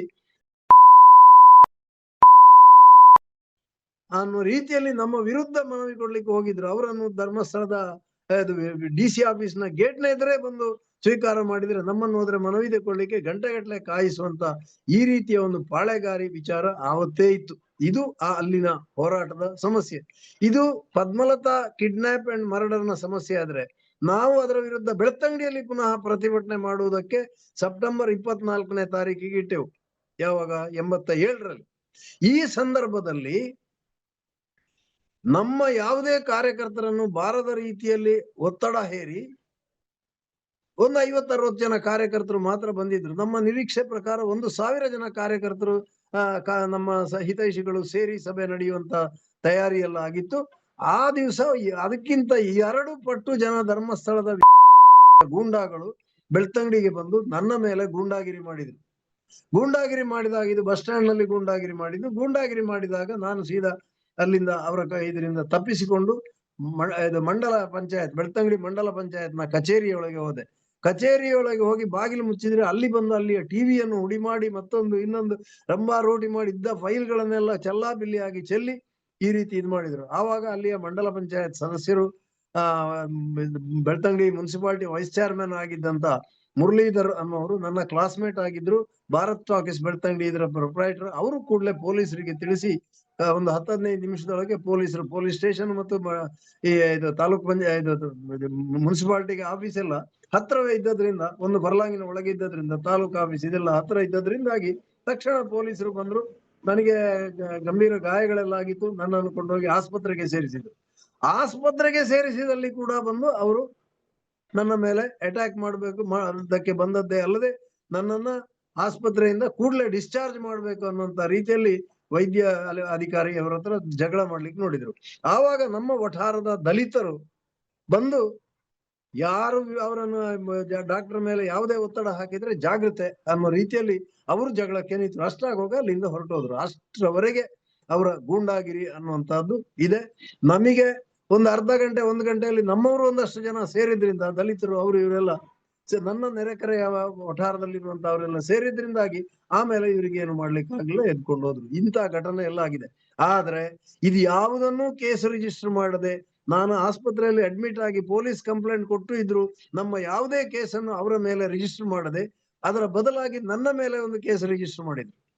ಏನಂತಂದ್ರೆ, ನಾನು ಧರ್ಮಸ್ಥಳದ ಮಲೆಕುಡಿಯರ ಕುಟುಂಬಕ್ಕೆ ಸೇರಿದಂತ ಒಂದು ಹೆಣ್ಣು ಮಗಳನ್ನ ಬಲಾತ್ಕಾರ ಅತ್ಯಾಚಾರಕ್ಕೆ ಪ್ರಯತ್ನ ಮಾಡಿದ್ದೇನೆ ಅನ್ನೋ ರೀತಿಯಲ್ಲಿ ಕೋರ್ಟ್ ನಲ್ಲಿ ಆ ಕೇಸಿಗೆ ತನಿಖೆಗೆ ಸಾಕ್ಷಿ ಹೇಳುವುದಕ್ಕೆ ಬಂದಂತ ಮಹಿಳೆ, ಇವರು ಯಾರು ಅಂತ ನನಗೆ ಗೊತ್ತೇ ಇಲ್ಲ, ದನಿಗಳು ಹೇಳಿದ್ರು, ಅದಕ್ಕೆ ಪೊಲೀಸ್ ಸ್ಟೇಷನ್ ನಲ್ಲಿ ಹೋಗಿ ದಸ್ಕತ್ ಹಾಕಿ ಬಂದಿದ್ದೇನೆ, ಕೇಸ್ ಎಂತದ್ದು ಅಂತ ನನಗೆ ಗೊತ್ತೇ ಇಲ್ಲ ಅನ್ನುವಂತ ರೀತಿಯಲ್ಲಿ ಉತ್ತರ ಕೊಟ್ಟದ್ರಿಂದಾಗಿ ಆ ಕೇಸು ಬಿಟ್ಟು ಹೋಗಿದೆ. ಈ ರೀತಿಯಲ್ಲಿ ಆ ಸಂದರ್ಭಕ್ಕೆ ಏನಾದ್ರೂ ಒಂದು ಸುಳ್ಳು ಹೇಳಿ ಯಾರನ್ನಾದ್ರೂ ಬಲಿಪಶು ಮಾಡಿ ಈ ರೀತಿ ತಪ್ಪಿಸಿಕೊಳ್ಳುವಂತ ಮತ್ತು ಭೂ ಹಗರಣ ಮತ್ತೊಂದು ಇನ್ನೊಂದು ಇತ್ಯಾದಿಗಳಲ್ಲಿ ಅವರು ಎತ್ತಿದ ಕೈ ಅನ್ನುವುದಕ್ಕೆ ಸೋಮನಾಥ್ ನಾಯ್ಕರು ಅವರ ಮೇಲೆ ಹಾಕಿದಂತ 100 ಕೇಸುಗಳೇ ಸಾಕ್ಷಿ. ಇದು ಬೆಳ್ತಂಗಡಿ ತಾಲೂಕಿನಲ್ಲಿ ಧರ್ಮಸ್ಥಳದಲ್ಲಿ ಮತ್ತು ಅವರ ಕುಟುಂಬದಿಂದ ನಡೆಯುತ್ತಾ ಇರುವಂತಹ ದೌರ್ಜನ್ಯಗಳು. ಅಷ್ಟು ಮಾತ್ರ ಅಲ್ಲ, ಅದಕ್ಕಿಂತ ಹಿಂದೆ ನಾನು ಆವಾಗ ವಿದ್ಯಾರ್ಥಿ ಆಗಿರುವಾಗಲೇ ಧರ್ಮಸ್ಥಳದಲ್ಲಿ SDM ಕಾಲೇಜಿನ ವಿದ್ಯಾರ್ಥಿ ಆಗಿರುವಾಗ 70-72ರ ಕಾಲಘಟ್ಟದಲ್ಲಿ ಧರ್ಮಸ್ಥಳದಲ್ಲಿ ಏಡೆಡ್ ಹೈಸ್ಕೂಲ್ ಆರಂಭ ಆಯಿತು ಇವರ ಮ್ಯಾನೇಜ್ಮೆಂಟ್ ನಲ್ಲಿ, ಶ್ರೀ ಧರ್ಮಸ್ಥಳ ಮಂಜುನಾಥೇಶ್ವರ ಹೈಸ್ಕೂಲ್ ಅಂತ. ಈ ಹೈಸ್ಕೂಲ್ ನಲ್ಲಿ ಪ್ರಪ್ರಥಮ ಸ್ಟಾಫ್ ಆಗಿ ಸೇರಿದವರು ವೇದವಲ್ಲಿ ಟೀಚರ್ ಡಾಕ್ಟರ್ ಹರಳೆ ಅವರ ಶ್ರೀಮತಿ. ಅವರು ದಿನನಿತ್ಯ ನಾವು ಬಸ್ಸಿನಿಂದ ಇಳಿಯುವುದು ಮತ್ತು ಅವರು ಬಸ್ಸಿನಿಂದ ಹತ್ತುವುದು. ಉಜಿರೆ SDM ಕಾಲೇಜಿನ ಬಸ್ ಸ್ಟಾಪಿನಿಂದಲೇ ಅವರು ಬಸ್ಸಿನಲ್ಲಿ ಆ ಶಾಲೆಗೆ ಹೋಗಿ ಅಲ್ಲಿ ಪಾಠ ಮಾಡುವಂತ ಅಧ್ಯಾಪಕಿಯಾಗಿದ್ರು. ಅವರು ಬಹಳ ಒಂದು ಅತ್ಯುತ್ತಮ ಅಧ್ಯಾಪಕಿ, ಮಾತ್ರ ಗಣಿತದಲ್ಲಿ ಅತ್ಯುತ್ತಮ ಅಧ್ಯಾಪಕಿಯಾಗಿ ಕೆಲಸ ಮಾಡ್ತಾ ಇದ್ರು. ಅವರು ಈ ರೀತಿ ಇರುವಾಗ ಅಲ್ಲಿನ ಧರ್ಮಸ್ಥಳ ಹೈಸ್ಕೂಲ್ ನಲ್ಲಿ ಹಿಂದೆ ಅವರು ಅಲ್ಲಿ ಹೊಸದಾಗಿ ಹೈಸ್ಕೂಲ್ ಆರಂಭ ಮಾಡುವಾಗ ನೂರಿತ್ತಾಯರು ಹೆಡ್ ಮಾಸ್ಟರ್ ಆಗಿದ್ರು, ರಾಮಕೃಷ್ಣ ನೂರಿತ್ತಾಯ ಅನ್ನುವಂಥವ್ರು. ಅವರು ರಿಟೈರ್ ಆದ್ರು ಯಾವಾಗ 78ಕ್ಕೆ ಏನೋ. ಈ ಅವರು ರಿಟೈರ್ಮೆಂಟ್ ಆದಾಗ ಇದ್ದದ್ರಲ್ಲಿ ಸೀನಿಯರ್ ಮೋಸ್ಟ್ ಇರುವಂತ ವೇದವಲ್ಲಿ ಟೀಚರ್ ಅಲ್ಲಿಯ ಮುಖ್ಯ ಉಪಾಧ್ಯಾಯಿನಿ ಆಗ್ಬೇಕಾಗಿತ್ತು. ಹಾಗೆ ನನಗೆ ಆ ಮುಖ್ಯೋಪಾಧ್ಯಾಯಿನಿ ಸ್ಥಾನವನ್ನ ಕೊಡಿ ಅಂತ ಇವರು ಕೇಳಿದ್ದಕ್ಕೆ ಸರ್ಕಾರ ಒಪ್ಪಿದ್ರೆ ನಿಮಗೆ ಸ್ಯಾಂಕ್ಷನ್ ಮಾಡಿಸಿಕೊಂಡು ಬನ್ನಿ ಕೊಡುವ ಅಂತ ಹೇಳಿದ್ರು. ಇವರ ಗಂಡ ಡಾಕ್ಟರ್ ಆಗಿದ್ರು, ಗವರ್ಮೆಂಟ್ ಮೆಡಿಕಲ್ ಇದರಲ್ಲಿ ಪಬ್ಲಿಕ್ ಪ್ರಾಥಮಿಕ ಆರೋಗ್ಯ ಕೇಂದ್ರದಲ್ಲಿ. ಆದ ಕಾರಣ ಇವರು ಸರ್ಕಾರ ಇಲಾಖೆಗಳನ್ನೆಲ್ಲ ಕಂಡು ಮಾತನಾಡಿ ಸಂಬಂಧಪಟ್ಟವರಿಂದ ಈ ಆದೇಶವನ್ನು ತೆಕ್ಕೊಂಡು ಬರುವಾಗ, ನೀವು ಹೆಡ್ ಮಾಸ್ಟರ್ ಏನು ಇದು ಮಾಡ್ತೀರಾ ಆ ರೀತಿಯಲ್ಲಿ ನೀವು ಒಂದೇ ಪಾಠ ಒಂದೇ ಕ್ಲಾಸ್ ಇದಕ್ಕೆ ಮಾಡಿದ್ರೆ ಸಾಕು. ಆದ್ರೆ ಹೆಡ್ ಮಾಸ್ಟರ್ ಮಾತ್ರ ಇನ್ನೊಬ್ರು ಆಗಿರ್ತಾರೆ, ನೀವು ಆ ಸ್ಥಾನವನ್ನು ಅಪೇಕ್ಷಿಸಬಾರ್ದು ಅನ್ನುವಂಥದ್ದು ಹೇಳಿದ್ರು. ನಾನು ಎಲ್ಲಾ ಪೀರಿಯಡ್ ಪಾಠ ಮಾಡ್ತೇನೆ, HM ಪೋಸ್ಟ್ ಮಾತ್ರ ನನಗೆ ಬೇಕು, ಅದನ್ನು ನೀವು ಕೊಡ್ಬೇಕು. ನನ್ನ ಹತ್ರ ನೀವು ಇಲಾಖೆಯಿಂದ ಮಾಡಿಸಿಕೊಂಡು ಬನ್ನಿ ಅಂತ ಹೇಳಿದ್ಯಾಕೆ? ಇದು ಮೊದಲೇ ಹೇಳ್ತಿದ್ರೆ ನಾನು ಸುಮ್ಮನೆ ಕೂರ್ತಿದ್ನೇನೋ. ನೀವು ಇಲಾಖೆಯಿಂದ ಮಾಡಿಸಿಕೊಂಡು ಬನ್ನಿ ಅಂತ ಹೇಳಿ ಈಗ ಈ ರೀತಿ ಮಾಡಿದ್ರೆ ಹೇಗೆ ಅನ್ನೋ ರೀತಿಯಲ್ಲಿ ಅವರು ಒಂದು ರೀತಿಯ ಹಠ ಬಿತ್ತು. ಆ ಹಠದಿಂದಾಗಿ ಅವರಿಗೆ ಇವರು ಹೆಡ್ ಮಿಸ್ಟ್ರೆಸ್ ಪೋಸ್ಟ್ ಕೊಡ್ಲೇಬೇಕಾಯ್ತು. ಸ್ಕೂಲ್ ಡೇಯ ದಿವಸ ಅದೇ ಶಾಲೆಯಲ್ಲಿ ಸ್ಕೂಲ್ ಡೇ ಎಲ್ಲ ಮುಗಿದ ನಂತರ ಈ ಮಹಿಳೆಯನ್ನು ಇವರ ಗೂಂಡಾಗಳೆಲ್ಲ ಸೇರಿ ನೇಕೆಡ್ ಮಾಡಿ ಫೋಟೋ ತೆಗೆದಿಟ್ಟು ಹಾಗೆ ಮಾಡ್ತೇನೆ ಹೀಗೆ ಮಾಡ್ತೇನೆ, ಹೆಡ್ ಮಾಸ್ಟರ್ ಇದರಿಂದ ಪೋಸ್ಟ್ ನಿಂದ ಹಿಂದೆ ಸರಿಯದಿದ್ರೆ ಅನ್ನೋ ರೀತಿಯಲ್ಲಿ ಅವರ ಮೇಲೆ ಒತ್ತಡ ತಂದರು. ಈ ಒತ್ತಡಕ್ಕೂ ಅವರು ಮಣಿಲಿಲ್ಲ. ನನ್ನ ಗಂಡನಿಗೆ ನಾನು ಏನು ಅಂತ ಗೊತ್ತಿದೆ, ನನಗೆ ನನ್ನ ಗಂಡ ಏನು ಅಂತ ಗೊತ್ತಿದೆ, ನಾವು ಪ್ರೀತಿಸಿ ಮದುವೆ ಆದವರು, ಆದ ಕಾರಣ ನಮ್ಮ ನಡುವೆ ಸಂಬಂಧ, ನೀವು ನೇಕೆಡ್ ಫೋಟೋ 25 ಇಟ್ಕೊಳ್ಳಿ, 1000 ಕಡೆ ಕಳಿಸಿ, ನನ್ನ ನೀವ್ ಏನು ಮಾಡ್ಲಿಕ್ಕೆ ಸಾಧ್ಯ ಇಲ್ಲ ಅಂತ ದಿಟ್ಟವಾಗಿ ಆ ಮಹಿಳೆ ಪ್ರತಿಭಟಿಸಿದಾಗ, ಆ ಮಹಿಳೆಯ ಮನೆಯಲ್ಲಿಯೇ ಆ ಮಹಿಳೆಯನ್ನು ಚಿಮಿಣೆಣ್ಣೆ ಹಾಕಿ ಸುಟ್ಟಾಕಿ ಹ್ಯಾಂಗ್ ಮಾಡಿ, ಬಾತ್ರೂಮ್ ನಲ್ಲಿ ಹ್ಯಾಂಗ್ ಮಾಡಿ ಅವರನ್ನು ಕೊಂದರು. ಕೊಂದದ್ದು ಮಾತ್ರ ಅಲ್ಲ, ಅದನ್ನು ನೋಡಿದ ನೆರೆಕರೆಯ ಒಂದು ಹುಡುಗಿ, ಹೈಸ್ಕೂಲ್ ಓದ್ತಾ ಇರುವಂತಹ ಹುಡುಗಿ ಕಣ್ಣೀರು ಹಾಕಿ ಈ ರೀತಿ ಟೀಚರ್ ಅನ್ನು ಕೊಂದ್ರು ಅಂತ ಹೇಳಿ ಕೂಗಿದಾಗ ಆ ಹುಡುಗಿ ಸಾಕ್ಷಿ ಹೇಳಬಾರ್ದು ಅಂತ ಸುಮ್ಮನೆ ಕೂರಿಸುವುದಕ್ಕೆ ಪ್ರಯತ್ನ ಇವರಿಂದ ಬಂತು, ಒತ್ತಡ ಬಂತು. ಇಲ್ಲ, ನಾನು ಹೇಳಿಯೇ ಹೇಳಿಸಿದ್ದ, ಅನ್ನೋ ರೀತಿಯಲ್ಲಿ ಆ ಹುಡುಗಿ ಹಠ ಹಿಡಿದಾಗ ಆ ಹುಡುಗಿಯನ್ನು ಕೊಂದು ಬಾವಿಗೆ ಬಿಸಾಡಿ ಆತ್ಮಹತ್ಯೆ ಮಾಡಿದ್ದು ಅಂತ ಮಾಡಿ ಆ ಹುಡುಗಿಯ ತಂದೆಗೆ, ಅವರು ಮಂಗಳೂರು ಬೆಳ್ತಂಗಡಿಗೆ ಇದು ಉಜಿರೆ ಮಂಗಳೂರಿಗೆ ದಿನನಿತ್ಯ ಹೋಗುವಂತ ಕಾರ್ನಲ್ಲಿ ಡ್ರೈವರ್ ಆಗಿದ್ರು ಆ ಹುಡುಗಿಯ ತಂದೆ.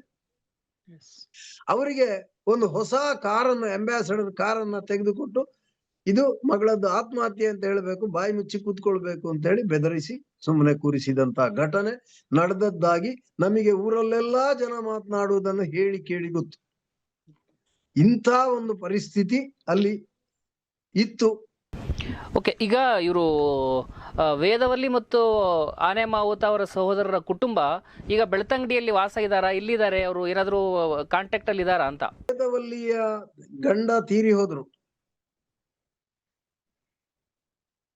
ಅವರ ಮಕ್ಕಳು ವಿದೇಶದಲ್ಲಿ ಉದ್ಯೋಗದಲ್ಲಿ ಇದ್ದಾರೆ. ಈ ಘಟನೆ ಆದ ನಂತರ ಡಾಕ್ಟ್ರು ಮಕ್ಕಳನ್ನು ಉನ್ನತ ವ್ಯಾಸಂಗಕ್ಕೆ ಆಗಿ ಬೆಳ್ತಂಗಡಿ ಉಜಿರೆಯಲ್ಲಿ ಬಿಡದೆ ಮಂಗಳೂರಿನಲ್ಲಿ ಯಾರೋ ಅವರ ಸ್ನೇಹಿತರೊಬ್ಬರ ಮನೆಯಲ್ಲಿ ಅವರ ಸುಪರ್ದಿಯಲ್ಲಿ ಬಿಟ್ಟು ಅವರು ಎಲ್ಲ ಶಿಕ್ಷಣ ಕಲಿತು ಅವರು ಬೇರೆ ಉದ್ಯೋಗದಲ್ಲಿ ಫಾರಿನ್ ನಲ್ಲಿದ್ದಾರೆ. ಒಬ್ಬ ಮಗ ಅಮೆರಿಕದಲ್ಲಿ ಇದ್ದಾನೆ ಅನ್ನುವಂಥದ್ದು ಡಾಕ್ಟರ್ ಇರುವಾಗಲೇ ಹೇಳಿ ಗೊತ್ತು ನನಗೆ. ಆಮೇಲೆ ಆನೆ ಮಾವುತ ನಾನು ಹೇಳಿದೆಲ್ಲ ಆಗ ಬಾಬು ಸಪಲ್ಯ ಅಂತ, ನೂಜೇಲು ಬಾಬು ಸಪಲ್ಯ ಅಂತ, ಅವರ ಮಗಳ ಗಂಡ, ಅವರು ಬೆಳ್ತಂಗಡಿಯಲ್ಲೇ ಇದ್ದಾರೆ, ಕಲೆಕ್ಟರ್ ಆಗಿದ್ದಾನೆ. ಅವನೊಬ್ಬ ಫಿಸಿಕಲಿ ಹ್ಯಾಂಡಿಕ್ಯಾಪ್ಡ್ ಗಣೇಶ್ ಅಂತ, ಅವನ ತಮ್ಮ ಇಬ್ರು ಕೂಡ ಅಲ್ಲಿ ಬೆಳ್ತಂಗಡಿಯಲ್ಲಿ ಅದು ಇದು ಇಗ್ನಿ ಕಲೆಕ್ಷನ್ ಮಾಡ್ಕೊಂಡು ಅದು ಕೂಲಿ ನಾಲಿ ಮಾಡಿಕೊಂಡು ಅವರು ಬದುಕ್ತಾ ಇದ್ದಾರೆ, ಬೆಳ್ತಂಗಡಿಯಲ್ಲೇ ಇದ್ದಾರೆ. ಅವ್ರುಗಳೇನಾದ್ರೂ SITಗೆ ದೂರು ಕೊಡೋದಕ್ಕೆ ಏನಾದ್ರು ಪ್ರಯತ್ನ ನಡೆಸ್ತಾ ಇದ್ದಾರಾ ಅಂತ? ಇತ್ತೀಚೆಗೆ SP ಅವರಿಗೂ ದೂರು ಕೊಟ್ಟಿದ್ದಾರೆ. ಕಳೆದ ವರ್ಷವೂ SP ಅವರಿಗೆ ನಾವು ದೂರು ಕೊಟ್ಟದ್ದು ಹೀಗೆ. ಆದ್ರೆ ನಮ್ಮ ಮೇಲೆ ಬೆದರಿಕೆ ಆಗ್ತಾ ಇದ್ದಂತ ರಾಜೇಂದ್ರ ಮತ್ತು ಹರ್ಷೇಂದ್ರ ಅವರ ಮೇಲೆಯೇ ಅವರೇ ಕೊಟ್ಟ ದೂರಿನ ಆಧಾರದಲ್ಲಿ ಇವರು ಕೇಸನ್ನು ಮುಚ್ಚಿ ಹಾಕಿದ್ದಾರೆ ಅನ್ನುವಂತ ಇದನ್ನು ಹೇಳಿದ್ದಾರೆ. ಅವರ ಕೇಸನ್ನು ತನಿಖೆ ಮಾಡಿದ್ರೆ ಈಗಲೂ ಕೂಡ ಅವರ ಒಬ್ಬ ಸೂಪರ್ವೈಸರ್ ರಾಜೇಂದ್ರ ರೈ ಅನ್ನುವನು ಹಾಗೂ ಹರ್ಷೇಂದ್ರನ ಮೇಲೆಯೇ ಆವತ್ತಿನಿಂದ ಇವತ್ತಿನವರೆಗೂ ದೂರು ಇರುವಂತದ್ದು. ಓಕೆ, ಈಗ ಒಂದ್ ಕಡೆ ಹೋರಾಟ ನಡೀತಾ ಇದೆ, ಚಳುವಳಿ ಬಲಗೊಳ್ಳುತ್ತಾ ಇದೆ. ಒಟ್ಟಾರೆ ಅವರು ಈಗ ಆಕ್ಷೇಪ ತಂದಿರೋ ಕಾರಣಕ್ಕೋಸ್ಕರ ಅವ್ರ ಹೆಸರು ಹೇಳ್ತಾ ಇಲ್ಲ ನಾನು, ಹೆಸರಿಗೆ ಆಕ್ಷೇಪ ಇರುವಂತಹ ವ್ಯಕ್ತಿ ಮತ್ತು ಅವರ ಗ್ಯಾಂಗ್ ಏನಿದೆ, ಅವರ ಗ್ಯಾಂಗ್ ವಿರುದ್ಧ ದೊಡ್ಡ ಪ್ರಮಾಣದಲ್ಲಿ ಹೋರಾಟಗಳು ನಡೀತಾ ಇದಾವೆ. ಇನ್ನೊಂದು ಕಡೆ ಅದರ ರಕ್ಷಣೆಗಾಗಿ ನಿಂತಿರುವಂಥ ಕೆಲವೊಂದಿಷ್ಟು ತಂಡಗಳು ಕೂಡ ಇದ್ದಾವೆ. ಸೋಷಿಯಲ್ ಮೀಡಿಯಾ ಬೇರೆ ಬೇರೆ ಕಡೆಗಳಲ್ಲೂ ಕೂಡ ಅವರು ನಾವು ಅವರ ರಕ್ಷಣೆಗಿದ್ದೇವೆ ಅನ್ನುವಂಥ ಇದನ್ನು ಕೂಡ ಮಾಡ್ತಾರೆ. ಮತ್ತು ಆ ಹೆಸರಿಗೆ ಆಕ್ಷೇಪ ಇರುವ ವ್ಯಕ್ತಿಯೂ ಕೂಡ ಹೇಳ್ತಾನೆ ನನ್ನ ಭಕ್ತರು ತಯಾರಾಗಿದ್ದಾರೆ, ರೆಡಿಯಾಗಿದ್ದಾರೆ ಅಂತ ಹೇಳಿ. ಮತ್ತು ಇದೇ ವೇಳೆ ಅಲ್ಲಿ ಧರ್ಮ ಜಾಗರಣ ಒಂದು ಕಾರ್ಯಕ್ರಮವನ್ನು ಮಾಡ್ತೇವೆ ಅನ್ನುವಂಥದ್ದು ಕೂಡ ಇತ್ತೀಚೆಗೆ ಹೇಳಿಕೆಗಳು ಕೂಡ ಕೇಳಿ ಬರ್ತಾ ಇದ್ದಾವೆ. ಏನು ಹೇಳಲಿಕ್ಕೆ ಬಯಸ್ತೀರಿ ಇದಕ್ಕೆ? ಜಾಗರಣ ಸಮಾವೇಶ ನಾನು ಧರ್ಮದಿಂದ ಬಹಳ ದೂರ ಇರುವುದು. ಯಾಕೆಂತ ಹೇಳಿದ್ರೆ ಧರ್ಮ ಕ್ಷೇತ್ರದಲ್ಲಿ ಇಂಥದ್ದೆಲ್ಲ ನಡೆಯುವುದನ್ನು ನೋಡುವಾಗ ನನ್ನಲ್ಲಿರುವುದು ಒಂದೇ, ಮಾನವೀಯತೆ ಅನ್ನುವ ಧರ್ಮ. ನಾನು ಯಾವ ಧಾರ್ಮಿಕ ಕ್ಷೇತ್ರಕ್ಕೂ ಹೋಗೋದು ಇಲ್ಲ, ಯಾವ ದೇವರಿಗೆ ಕೈ ಮುಗಿಯುವುದೂ ಇಲ್ಲ. ಹಾಗೆ ಅಂತ ಅದ್ರ ಅರ್ಥ ಕೈ ಮುಗಿಯುವವರ ಇದೆ ನಾನು ಏನು ಅಪಚಾರವೂ ಮಾಡುವುದಿಲ್ಲ, ಯಾರ ವಿರುದ್ಧವೂ ನಾನು ಮಾತಾಡುವುದಿಲ್ಲ. ಅವರ ಧರ್ಮ ಜಾಗರಣ ಉಂಟು, ಅವರು ಮಾಡ್ತಾರೆ, ಏನ್ ಬೇಕಾದ್ರೂ ಮಾಡ್ಕೊಳ್ಳಿ, ನಮಿಗೂ ಅದಕ್ಕೂ ಸಂಬಂಧ ಇಲ್ಲ ಅಂತ ನಾನು ಇರುವವು. ಆದ ಕಾರಣ ನಾನು ಅದರ ಬಗ್ಗೆ ಹೆಚ್ಚು ತಿಳ್ಕೊಳ್ಳಿಕ್ಕೆ ಹೋಗ್ಲಿಲ್ಲ. ಓಕೆ, ಈಗ ಹೆಸರಿಗೆ ಆಕ್ಷೇಪ ಇರುವಂತಹ ವ್ಯಕ್ತಿ ನಡೆಸ್ತಾ ಇರುವಂತಹ ದೌರ್ಜನ್ಯಕ್ಕೆ ಕೊನೆ ಇದೆಯಾ? ಕೊನೆ ಯಾವಾಗ ಅಂತ? ಕೊನೆ ಸರ್ಕಾರ ಸರಿಯಾಗಿ ಕೆಲಸ ಮಾಡಿದಾಗ. ಬೇಕಾದಷ್ಟು ಸಾಕ್ಷಿಗಳಿದೆ, ಎಲ್ಲವೂ ಇದೆ. ಈಗ ನೀವೇ ಆಲೋಚನೆ ಮಾಡಿ, ನನ್ನ ಮೇಲೆ ಒಂದು ಕೊಲೆ ಆಪಾದನೆ ಬಂದ್ರೆ ಪೊಲೀಸರು ಸಾಕ್ಷಿಯನ್ನು ಹುಡುಕುವುದರಿಂದ ಮತ್ತೊಂದು ಇದನ್ನೆಲ್ಲ ಆಮೇಲೆ ಮಾಡ್ತಾರೆ, ಮೊದಲು ನನ್ನನ್ನು ತಂದು ಒದ್ದೊಳಗಾಗ್ತಾರ ಇಲ್ವಾ? ಹಾಗಿರುವಾಗ ಈ ಕೇಸ್ನಲ್ಲಿ ಇವರಿಗೆ ಈ ಮುಸುಕುದಾರಿ ಬಂದು 10ಕ್ಕಿಂತ ಹೆಚ್ಚಿನ 30ರವರೆಗಿನ ಹೆಸರನ್ನು ಹೇಳಿದ್ದಾನಂತೆ ಅಂತ ಅಂತೆಕಂತೆಗಳ ಸತ್ಯ ಏನು ಅಂತ ಗೊತ್ತಿಲ್ಲ, ಅಂತೂ ಹೆಸರನ್ನು ಅವನು ಹೇಳಿದ್ದಾನೆ ಅಷ್ಟು ಗೊತ್ತಿದೆ. ಹಾಗಿರುವಾಗ ಆ ಜನರನ್ನು ಅರೆಸ್ಟ್ ಮಾಡೋದಕ್ಕೆ ಇವರಿಗೆ ಯಾಕೆ ಹಿಂದೆ ಮುಂದೆ ನೋಡೋದು? ಇವರು ಯಾಕೆ ಅವರ ಮೇಲೆ ಕ್ರಮ ತಗೊಳ್ಳೋದಿಲ್ಲ?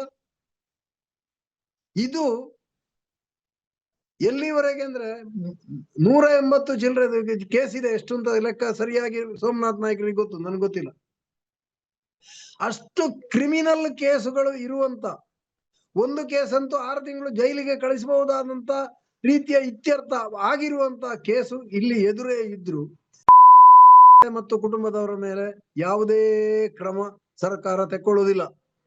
ದೇವಸ್ಥಾನವನ್ನು ಮುಜರಾಯಿ ಇಲಾಖೆಯಿಂದ ಲೆಕ್ಕ ಕೊಡಬೇಕು ಅಂತ ನೋಟಿಸ್ ಕೊಟ್ಟು 2012ರಲ್ಲಿ ಕೊಟ್ಟು ಈಗ 12 ವರ್ಷ 13 ವರ್ಷ ದಾಟಿದ್ರೂ ಕೂಡ ಅದನ್ನು ಪುನರ್ ತನಿಖೆ ಮಾಡ್ಲಿಕ್ಕೆ ಈಗಿನ ಮುಜರಾಯಿ ಸಚಿವರಾದಂತ ರಾಮಲಿಂಗಾರೆಡ್ಡಿ ಅವರಿಗೂ ಅವರು ಒಳ್ಳೆ ಗಾಂಧಿಯ ಮಂಗನಾಗಿ ವರ್ತಿಸ್ತಾ ಇದ್ದಾರೆ.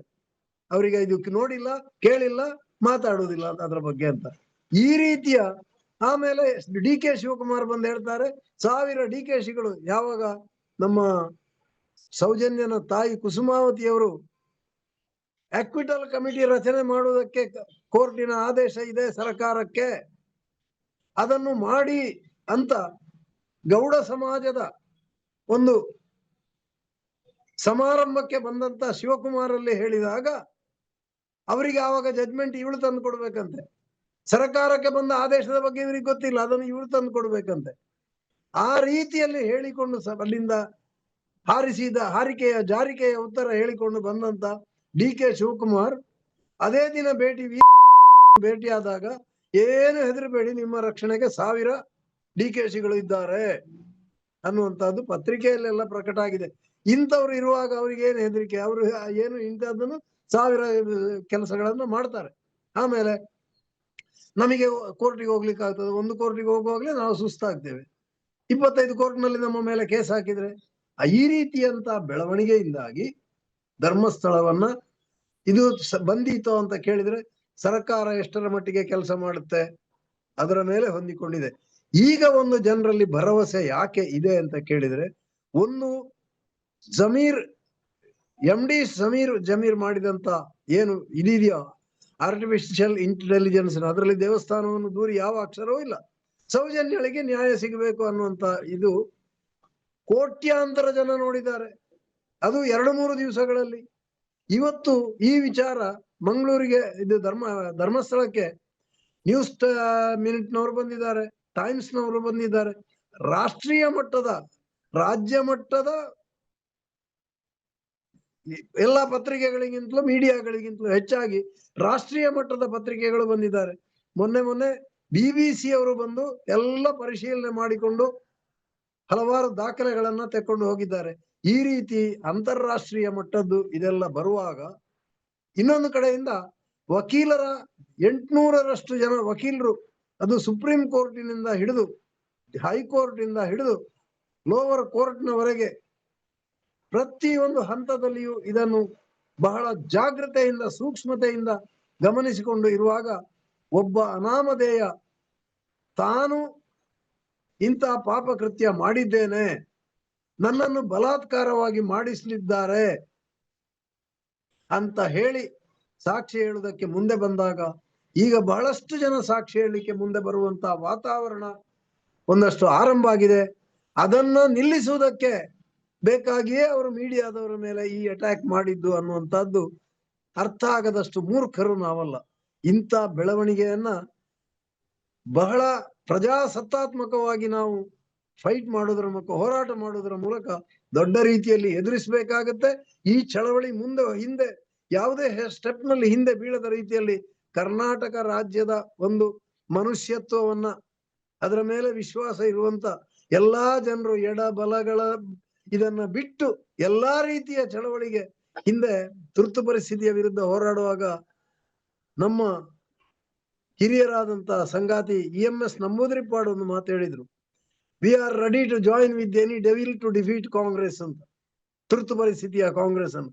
ಅದೇ ರೀತಿ ಇಂಥ ಒಂದು ದುರಾಡಳಿತವನ್ನ, ಇಂಥ ಒಂದು ದುಷ್ಟರನ್ನ, ನೀಚರನ್ನ, ರಾಕ್ಷಸರನ್ನ ಹದ್ದುಬಸ್ತಿಗೆ ತರುವುದಕ್ಕೆ ಸರ್ಕಾರ ಕೈಗೊಳ್ಳುವ ಕ್ರಮಕ್ಕೆ ಬೆಂಗಾವಲಾಗಿಯೂ ಅದನ್ನು ಮಾಡದೇ ಇದ್ರೆ ಬಿಡುವುದಿಲ್ಲ ಅನ್ನುವಂತ ಚಳವಳಿಯು ಈಗ ಎದ್ದು ಬರಬೇಕಾಗಿದೆ ರಾಜ್ಯದಾದ್ಯಂತ. ಅದಕ್ಕಾಗಿ ಚಳವಳಿಗಾರರು ಎಲ್ಲರೂ ಒಂದು ವೇದಿಕೆಯಲ್ಲಿ ಸೇರಿ ಒಂದು ಮನಸ್ಸಿನಿಂದ ಈ ಒಂದು ಪ್ರಶ್ನೆಯ ಬಗ್ಗೆ ಒಟ್ಟಾಗಿ ಒಂದು ಕಾರ್ಯನಿರ್ವಹಿಸಬೇಕಾಗಿದೆ. ಪರಸ್ಪರ ಸಂಪರ್ಕ, ಸಂಬಂಧ ಮತ್ತು ಹೊಂದಾಣಿಕೆಗಳನ್ನ ಇಟ್ಟುಕೊಂಡು ಈ ಚಳವಳಿಯನ್ನ ಮುಂದುವರಿಸಬೇಕಾಗಿದೆ. ಇದು ಇವತ್ತಿನ ಬಹಳ ತುರ್ತಿನ ಅವಶ್ಯಕತೆ ಆಗಿದೆ. ಖಂಡಿತವಾಗಿ ಈ ಎಲ್ಲ ಹಿಂದಿನ ಚಳವಳಿಗಳ ಅನುಭವದಿಂದ ಕರ್ನಾಟಕ ರಾಜ್ಯದ ಎಲ್ಲ ಸಂಘಟನೆಗಳು, ಜನತೆ ಈ ರೀತಿಯ ಒಂದು ಬೆಳವಣಿಗೆಗೆ ತಯಾರಾದರು ಅನ್ನುವಂತ ಭರವಸೆಯೊಂದಿಗೆ ಇಂಥ ಪಾಪಿಗಳನ್ನ ಬಂಧಿಸಿ ಕಾನೂನಿನ ಕಟಕಡೆಗೆ ಒಳಪಡಿಸುವುದನ್ನ ಕಣ್ಣಾರೆ ನೋಡ್ಬೇಕು. ನನಗೀಗ 75 ವರ್ಷ ಪ್ರಾಯ ಆಯ್ತು. ಆ ನಾನು ಇವರ ಹಿಂಸೆಯನ್ನು ಹಿಂದೆ ಅನುಭವಿಸಿದವ. ಅದನ್ನು ನೋಡ್ಬೇಕು ಅನ್ನುವಂತ ಆಸೆ ನನಗಿದೆ. ನಾನು ನೋಡುವಂತ ಕಾಲ ಕೂಡಿ ಬಂದೀತು ಅನ್ನುವಂತ ವಿಶ್ವಾಸದೊಂದಿಗೆ ಮಾತುಕತೆ ಮಾಡ್ತಾ ಇದ್ದೇನೆ. ಧರ್ಮಸ್ಥಳದ ಕೊಲೆ ಪ್ರಕರಣ, ಅಲ್ಲಿ ನಡೆದಿರುವಂತಹ ಹೋರಾಟಗಳು ಮತ್ತೆ ಹೋರಾಟಗಾರರಿಗೆ ಹೆಸರಿಗೆ ಆಕ್ಷೇಪ ಇರುವಂತಹ ವ್ಯಕ್ತಿ ಮತ್ತು ಅವರ ತಂಡ ಕೊಟ್ಟಂತಹ ಹಿಂಸೆಗಳು ಎಲ್ಲ ಕುರಿತಾಗಿ ನಮ್ಮ ವೀಕ್ಷಕರಿಗೆ ಸಾಕಷ್ಟು ಮಾಹಿತಿಯನ್ನು ನೀಡಿದ್ದೀರಿ. ಹಾಗಾಗಿ ಜನಶಕ್ತಿ ಮೀಡಿಯಾ ಪರವಾಗಿ ನಾನು ನಿಮಗೆ ಧನ್ಯವಾದಗಳನ್ನು ಅರ್ಪಿಸ್ತಾ ಇದ್ದೇನೆ. ನಮಸ್ಕಾರ. ಓಕೆ, ವಿಷ್ಣುಮೂರ್ತಿ ಭಟ್ ಅವರು ಹೇಳೋ ರೀತಿಯೊಳಗಡೆ ಸರ್ಕಾರ ಮತ್ತು ಪೊಲೀಸ್ ಇಲಾಖೆ ನಿಷ್ಪಕ್ಷಪಾತ ತನಿಖೆಯನ್ನು ಧರ್ಮಸ್ಥಳದ ಕೊಲೆ ಪ್ರಕರಣದ ವಿಚಾರದೊಳಗಡೆ ನಡೆಸಬೇಕಾಗಿದೆ. ಕಾನೂನು ಕೂಡ ಯಾವುದೇ ಪ್ರಭಾವಕ್ಕೆ ಒಳಗಾಗದೆ ನಿರ್ದಿಷ್ಟವಾಗಿರ್ತಕ್ಕಂತಹ ತೀರ್ಪನ್ನು ಕೊಡೋದಕ್ಕೆ ಮುಂದಾದರೆ ಖಂಡಿತ ಹೆಸರಿಗೆ ಆಕ್ಷೇಪವಿರುವಂತಹ ವ್ಯಕ್ತಿಗೆ ಶಿಕ್ಷೆಯನ್ನು ಕೊಡಲಿಕ್ಕೆ ಸಾಧ್ಯ ಆಗುತ್ತೆ. ಯಾಕಂದರೆ ಸುಮಾರು ವರ್ಷಗಳಿಂದ ಅವರು ನಡೆಸ್ತಾ ಇರತಕ್ಕಂತಹ ದೌರ್ಜನ್ಯದ ವಿರುದ್ಧ ಬಹಳಷ್ಟು ಜನ ಹೋರಾಟವನ್ನು ನಡೆಸಿದ್ದಾರೆ. ಆ ಸಂದರ್ಭದೊಳಗಡೆ ಬಹಳಷ್ಟು ಕುಟುಂಬಗಳನ್ನು ಕಳೆದುಕೊಂಡಿದ್ದಾರೆ, ವ್ಯಕ್ತಿಗಳು ಹುತಾತ್ಮರಾಗಿದ್ದಾರೆ. ವಿಷ್ಣುಮೂರ್ತಿ ಅವರು ಹೇಳೋ ಹಾಗೆ ನಮಗೆ ಹಿಂಸೆ ಕೊಟ್ಟಂತಹ ವ್ಯಕ್ತಿ ಕಟಕಟಿಗೆಯಲ್ಲಿ ನಿಲ್ಲುವಂಥದ್ದನ್ನು ನಾನು ನೋಡಬೇಕು ಎನ್ನುವಂತಹ ಅವರು ಕೊನೆಯ ಆಸೆಯನ್ನು ಕೂಡ ಅವರು ವ್ಯಕ್ತಪಡಿಸ್ತಾ ಇದ್ದಾರೆ ಅಂತ ಹೇಳಿದಾಗ ಸರ್ಕಾರಗಳು ಕೂಡ ಅಲ್ಲಿ ನಡೀತಾ ಇರತಕ್ಕಂತಹ ದೌರ್ಜನ್ಯ ಯಾವ ಪ್ರಮಾಣದಲ್ಲಿದೆ, ಎಂತಹದ್ದು ಎನ್ನುವಂಥದ್ದನ್ನು ಅರ್ಥ ಮಾಡ್ಕೊಳ್ಬೇಕು ಅಂತ ಹೇಳ್ತಾ ನಾನು ಒಟ್ಟಾರೆ ಈ ಚರ್ಚೆಯನ್ನು ಮುಗಿಸ್ತಾ ಇದ್ದೇನೆ. ವಸ್ತುನಿಷ್ಠ ವಿಶ್ಲೇಷಣೆಗಾಗಿ ಜನಶಕ್ತಿ ಮೀಡಿಯಾ ನೋಡ್ತಾ ಇರಿ.